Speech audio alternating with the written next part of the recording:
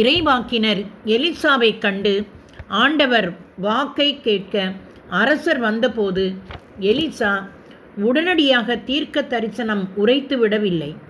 ஏனெனில் அவர் தன்னிலே கடவுளின் வல்லமையை உணரவில்லை. இசைக்கலைஞன் இசைக்க ஆரம்பித்த பிறகே கடவுளின் வல்லமையை அவர் உணர்ந்தார். தன்னில் தூய ஆவியின் வல்லமை எப்படி இருக்கிறது என்பதை பகுத்தறிய அவருக்கு தெரிந்திருந்தது. வல்லமை இறங்கின பிறகே அவர் இறைவாக்கு உரைத்தார். இது போலவே வல்லமையை உணர்கிறீர்களா அல்லது இல்லையா என்பது உங்களுக்கு தெரிய வேண்டும். எப்படி தினமும் ஆவியில் நிரப்பப்படுகிறீர்கள் என்பதை பகுத்தறிய தெரிந்தால் மட்டுமே உங்களால் இதில் கவனம் செலுத்த முடியும். அப்பொழுது பேதுரு தூய ஆவியால் ஆட்கொள்ளப்பட்டு அவர்களுக்கு மறுமொழியாக கூறியது. இங்கு நாம் பார்க்கிறோம், பேதுரு தூய ஆவியால் ஆட்கொள்ளப்படுகிறார். பெந்தெகொஸ்தே நாளிலே பேதுரு மிக வலிமையாக நிரப்பப்பட்டார். இங்கு மீண்டும் பேதுரு நிரப்பப்படுகிறார். இந்த நிரப்புதல் பேதுருடன் கொடுக்கப்பட்ட கொடைகளை தூண்டி எழுப்புவதற்கும் அவர் பேசும்போது அங்கு வல்லமை இருக்கவும் தூண்டியது. நான் உறுதியாக நம்புகிறேன், பேதுரு எப்பொழுதெல்லாம் பிரசங்கித்தாரோ அல்லது நோயாளிகளுக்காக ஜெபித்தாரோ அப்பொழுதெல்லாம் நிரப்பப்பட்டிருப்பார். இப்படியாகவே தூய ஆவியார் செயல்படுகிறார்.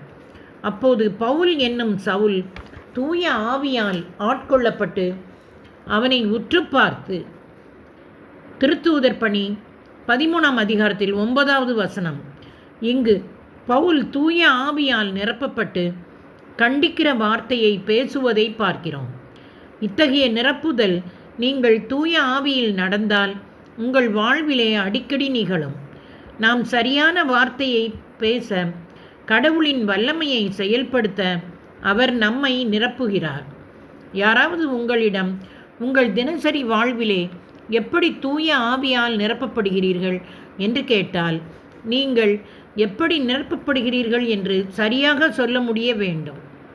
அப்படியாக நீங்கள் ஆவியால் நிரப்பப்படுகிறீர்களா, அவர் உங்களில் செயல்படுகிறாரா என அறிந்து கொள்வீர்கள். தூய ஆவி நம்மில் செயல்படும்போது நாம் செயல்படுகிறோம். தூய ஆவியால் ஆட்கொள்ளப்பட்ட மனிதர்கள் கடவுள் அருளியதை உரைத்ததே இறைவாக்கு. அது ஒருபோதும் மனித விருப்பத்தால் உண்டானது அல்ல. 2 பேதுரு 1ஆம் அதிகாரத்தில் 21வது வசனம். அவர்களில் தூய ஆவி செயல்பட்ட போது அவர்கள் செயல்பட்டார்கள். சிம்சோன் தூய ஆவியால் நிரப்பப்பட்ட போது அவர் வலிமை உள்ளவரானார். எசேக்கியேல் மீது கடவுளின் கரம் வந்தபோது ஆவிக்குரிய பார்வை பார்க்க தொடங்கினார். யாக்கசியேல் மீது ஆண்டவரின் ஆவி இறங்கிய போது அவர் இறைவாக்கு உரைத்தார். யோசுவாவின் மீது ஆவியானவர் இறங்கினதால் அவர் ஞானத்தால் நிரம்பியிருந்தார். சவுல் அரசர் மீது ஆவி இறங்கிய போது அவர் போருக்கு தயாரானார். இயேசுவிடமிருந்து அபிஷேகம் வெளிப்பட்டதால் மக்கள் குணமடைந்தனர். தொடர்வோமா நண்பர்களே?